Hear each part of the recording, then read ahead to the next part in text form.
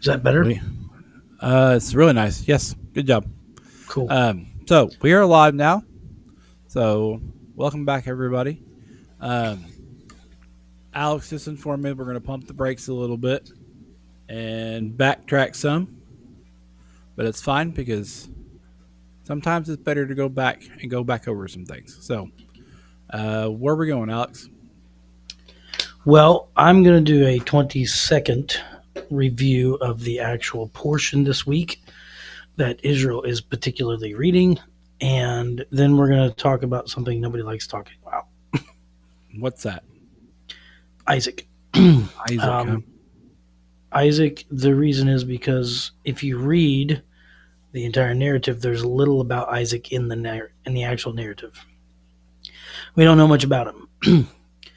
Like you go from so we'll just do this. So after years of being unable to conceive, Rebecca gives birth to twins, right? So Right. one is Esav, the other one is Jacob, Esau and Jacob. There's a famine, and Isaac goes to Gerar. He settles down there and tries to dig a bunch of wells. Esau gets married. Isaac wants to bless Esau, and then Jacob pretends to be Esau and tricks his father. And then Jacob runs away because Esau vows to kill him. But before he does, Isaac makes him promise that he won't marry a woman from Canaan. Okay. So, Troy, were you able to spot the actual Isaac story in that? Yes, of course you were. Yes, And absolutely. where would it Uh, be? Well, I'm glad you asked. It is at he settles there and tries to dig a bunch of wells. It is yes. actually the main part of the Isaac story is that we find that Isaac just likes digging wells.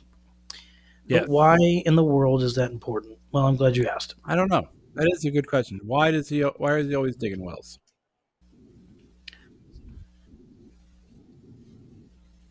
So, um, understanding it may give us a key to unlocking the mystery of who Isaac actually is. And that's kind of what we're talking about today. Yeah. So, I will open. Welcome to a walk through Genesis. And then, so I guess what I'll ask is have you ever noticed the Torah gives Abraham these thunderous stories and Jacob gets all the drama, but then Isaac, there's really only one story that is his, just one, and it's literally the wells. So like we just said, it's not I had actually much exciting. I hadn't noticed that, but yeah, now that you say that, there's not a lot in there about him. Nope, not very much at all. And I have read for Halloween. I got uh, red juice. There you go. I don't celebrate Halloween, but there you go. I'm festive. Wait, Halloween's not coming up. No, It's Thanksgiving. there you go. Thanks. It's that. Thanksgiving. Well, I'm thankful for the blood of the lamb. There you go. There you go. Now I'm no longer a pagan. Okay, so I think maybe if we look at why Isaac digs into the wells, we'll actually figure out who he is because what we did was kind of a flyover version of Avram, Abraham. Then we have Yitzhak, Isaac, and then we're getting ready to go into Yaakov, which is like a huge portion of Genesis. Yeah. So what we're trying to do here is we're trying to give Isaac a little bit more of a story and not just, hey, he married this chick and then they had these kids and then boom, we're moving on to the next scene, right? Yep. Isaac again doesn't get much screen time. So let's look closer. Think of this with me. Before the wells story ever happens, God tells Isaac, sojourn in this land, which means to temporarily dwell or to temporarily dwell. Yes. Don't plant roots, not yet. But Isaac, what's he do? He actually settles permanently. He plants, and the land gives him back 100-fold, and it's overflowing. And I wonder what's harder to handle, suffering or success? A lot of times Success. success. Yes. Yes. Because the Philistines look at Isaac's sudden prosperity and they grow jelly.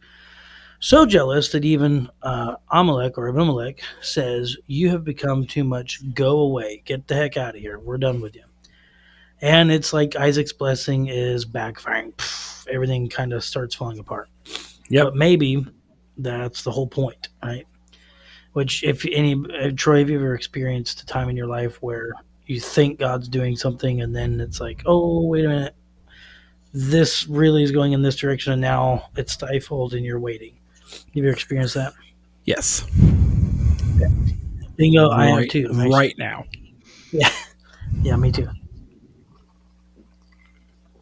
So, um, that juice is so good that I'm trying not to drink it repeatedly. But the way that I drink is when I get one, I drink until it's gone. I don't stop drinking it. Like I drink it all the way down because chugging is good. Is it? Yes. Sorry for that commercial break. Okay, moving Okay. on. Moving on. So the point is maybe that Isaac's blessing is actually backfiring. But why do wells even matter? Like, first of all, when you read the Torah, you have to ask easy, simple questions. Like, okay, we're having the story about Isaac and Rebecca. It's flowing with the rest of the narrative, and then we left field into wells. What's the point? Like, why are we talking about these wells? What's going on here? So the question is, why do wells matter? Right. When Isaac starts digging wells, he's not just making water sources. In that world, digging a well meant this land actually belongs to me. So he's putting up a banner of Isaac's land, right? Right. And suddenly the story actually starts to shift. The locals fight Isaac, actually come over to him with pitchforks and torches and, picket signs that say, no, Isaac, we don't want you here, type of thing. And they kick him off the land. They take his well. Um, the the well, the first well. So Isaac actually digs three wells. The first well he calls Esek, which means in Hebrew contention. Okay. Um, and then Isaac leaves that land that he is in, and then he goes to the next land, and then he builds another well, does the same thing. Isaac banner. Isaac's here to stay, folks. He's moving into the neighborhood. Yep. Um, and then you begin to see the locals come out to him again, and they fight him again, and he names that well, you guessed it, Sitna. Sitna, which is hostility. These people are being hostile. They don't. Really? They aren't just contending. They're being hostile. Yeah, sitna means hostile or hostility. That's anyway. So you see the pattern, right? Right. Isaac is trying to claim the promise prematurely. He's grabbing for what God intended for him and trying to hold on to it tightly, which is the land. He's going to the land. He's putting up banners. He's running around. He's got all these people fighting him, and he's like, I don't know if I can do this anymore. But he's essentially trying to do exactly what his father did when he had Ishmael, right? Right. So we begin to see these same themes pop back up, which again, if you look at time as linear, time is not really linear. It's spiraling and it's collapsing upon itself. Um, and actually, just the other day, I was on Facebook and there's some random ad about a scientist and some physicist somewhere figured out that time actually is collapsing upon itself, and I was like, "That's interesting." So That is maybe really interesting. maybe the Torah is right. Hmm. So then something happens. It's actually really so small that I would argue that most people probably skip past this in the Isaac story because again, the major themes of the Isaac story is him and Rebecca meeting, and then you have the sons there, and you have lots of moving again, and then you have the whole uh, Jacob lie, which essentially takes up the entire Isaac story almost. Yeah. This lie that Jacob tells his father about Esau or Esau, and then of course Esau also gets married. But marriage clearly takes up a lot more time than digging wells. Yes. Anyway, so before he digs the third well, the Torah says, and it uses this phrase, via atik, which is, and he removed himself from there. So interestingly enough, when you read the scripture, there are particular times where the one word is only used one other time in the entire Torah. And you guessed it, it's used in the Abraham story. Yep. That word only appears once before in the entire Torah with Abraham. So God, right after the first promise he gives to Abraham when he gives him the land. Abraham doesn't move into the land, he moves away, refusing to grasp the promise before God gives it. So he's pausing. He's taking a pause and he's saying, okay, I know you promised me this thing, but I'm not going to move until you allow me to go, right? Right. So keep that in mind for later. Um, so when Isaac starts this third well, he kind of does the same thing. The fighting stops, and the third well he names Rehovot, which means a wide place or is uncontested. So it's the exact opposite of the first well, right? Right. Um, so it's really as if the scripture or heaven would be telling you, now you're ready. Now you understand the promise isn't held by force, it's received through trust. Hmm. So when God is calling us to a particular place, like he called Abraham to Canaan and to the Mount Moriah, you have to pause and wait because sometimes he's calling you, but it's not time yet. Yes. And that's where you and I are at. Yep. So, what happens after the change? I'm glad you asked. Once Isaac stops grabbing for land, everything else quietly transforms. He starts traveling again. He's which is choosing movement instead of um, permanence. He receives another prophecy, and suddenly God doesn't even mention the land anymore because Isaac already demonstrated that he can hold blessing with humility. So God gives, and then God waits, and then once you can handle that blessing, he starts adding more to that. Hmm. So he builds an altar like Abraham. He he calls on the name of God like Abraham. He Yes. pitches a tent, not a house, like Abraham.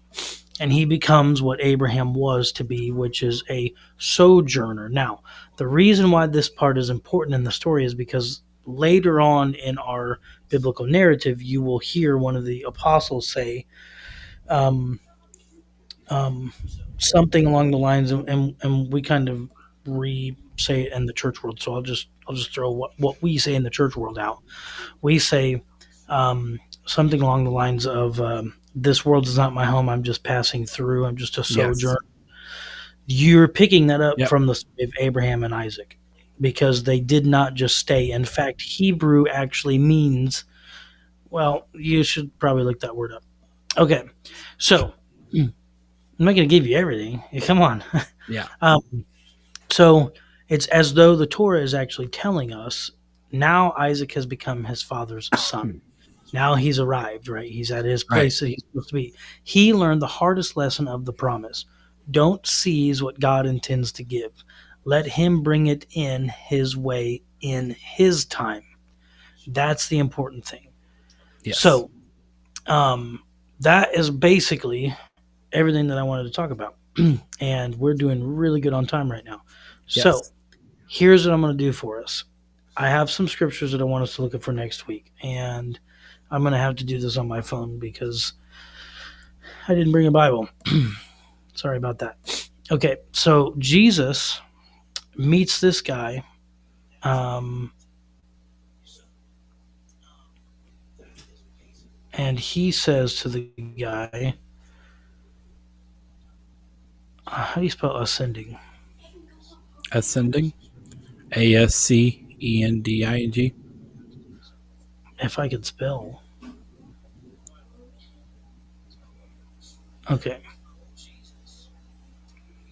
ACC. Okay, so Jesus is talking to a particular disciple, and if I can find this, which let's filter it out to just the New Testament here.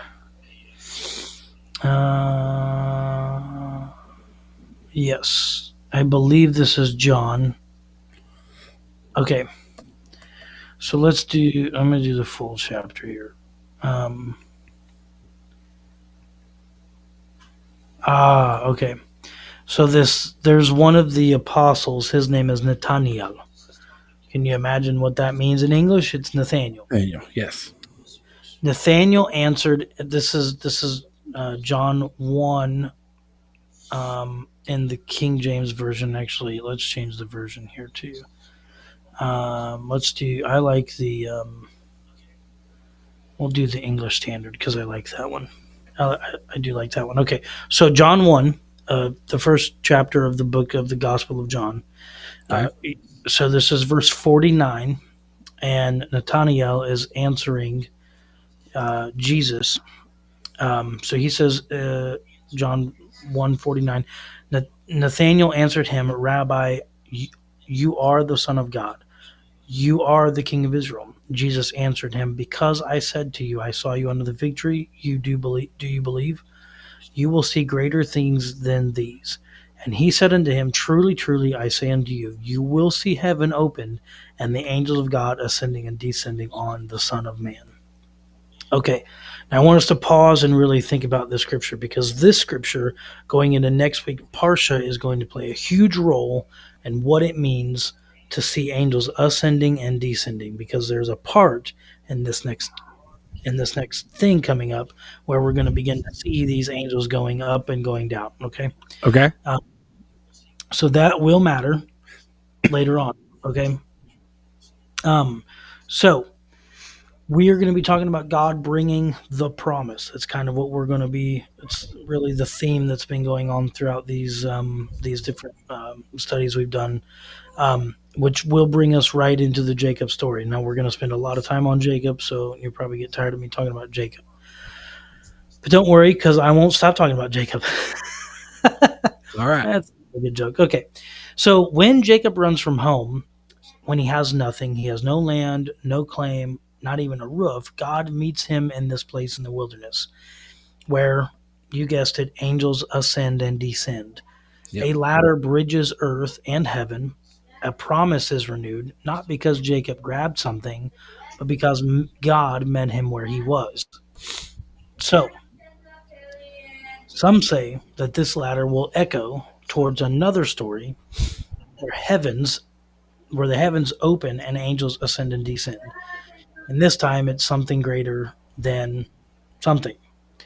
So we'll save that for next week. But for now, this pattern we know is clear. Isaac shows us how to stop clinging and start trusting. And that's the whole point of Isaac. Isaac is the guy who, in the ideology of the Jews, he is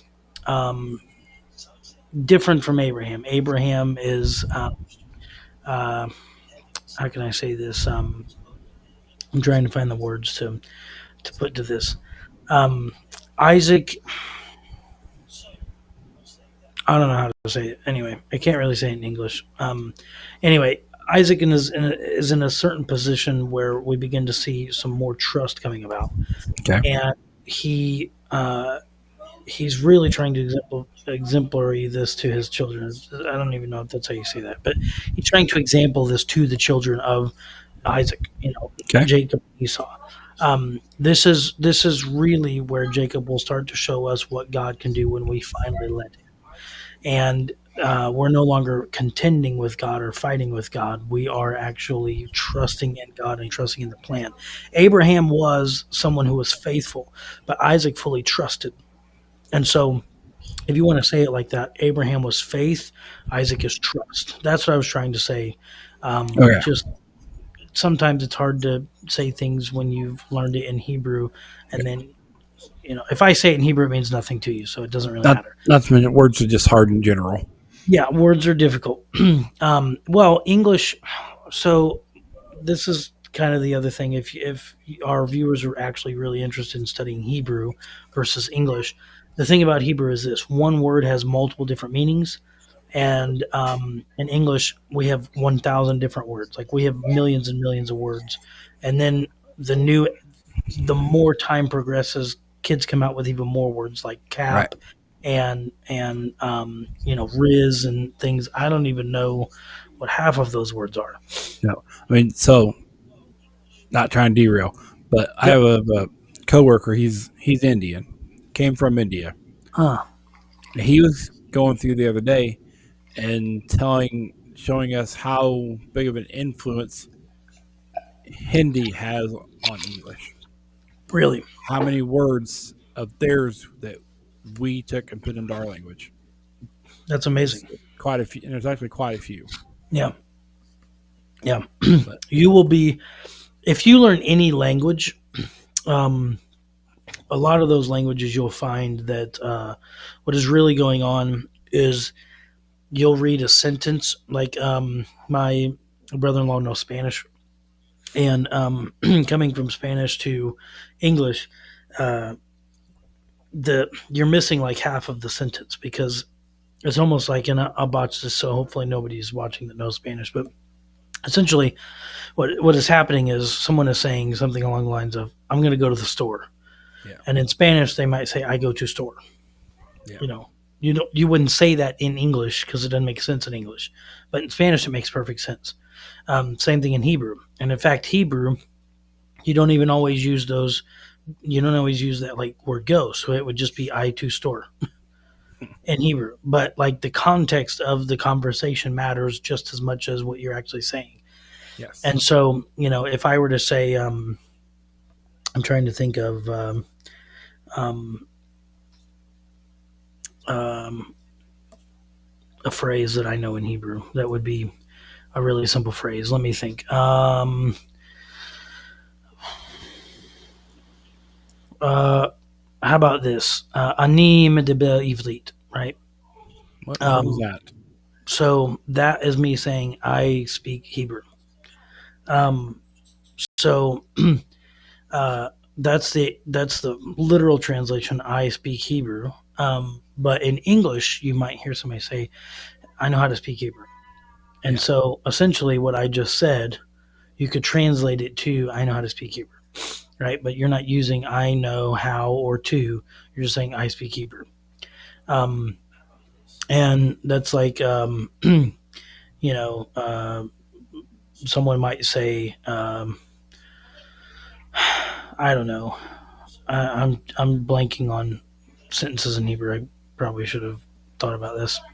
Anyway, you can say all kinds of phrases. Next week, I'll try to come up with some phrases in Hebrew and try to explain um, the differences between words and how it means stuff.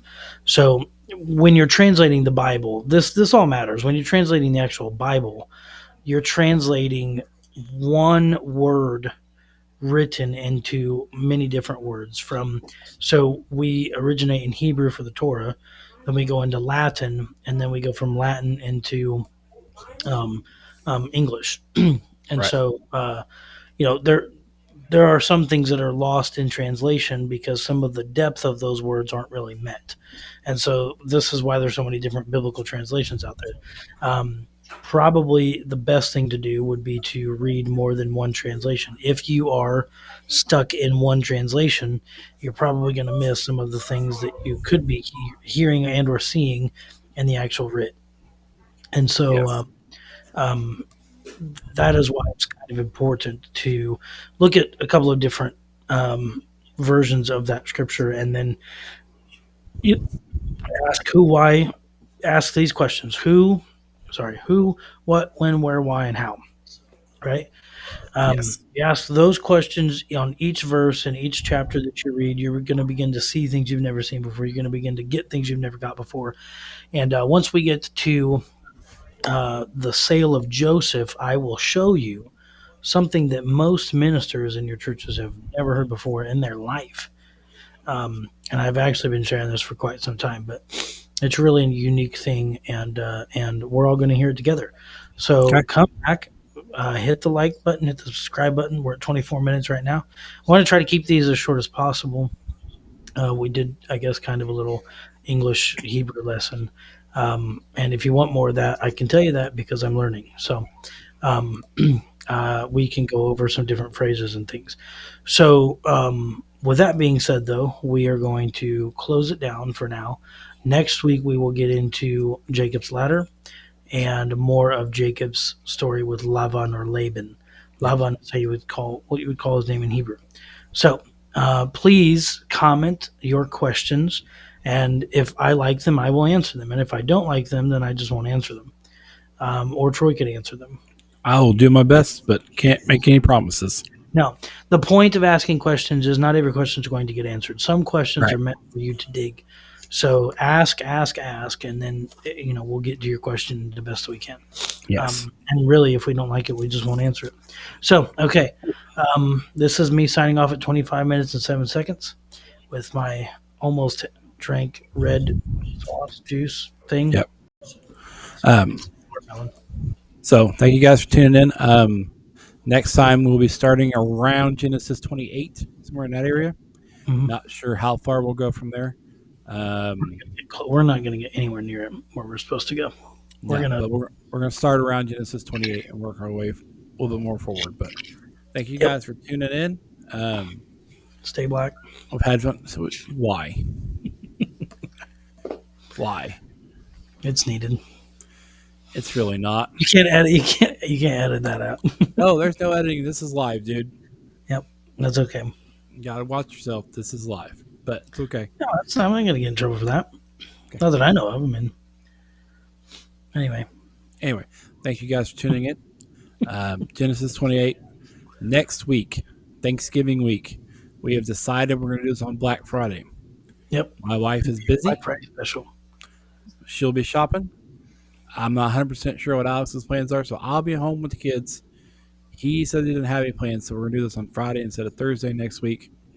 So we will see you then. See you later. Love, peace, chicken grease.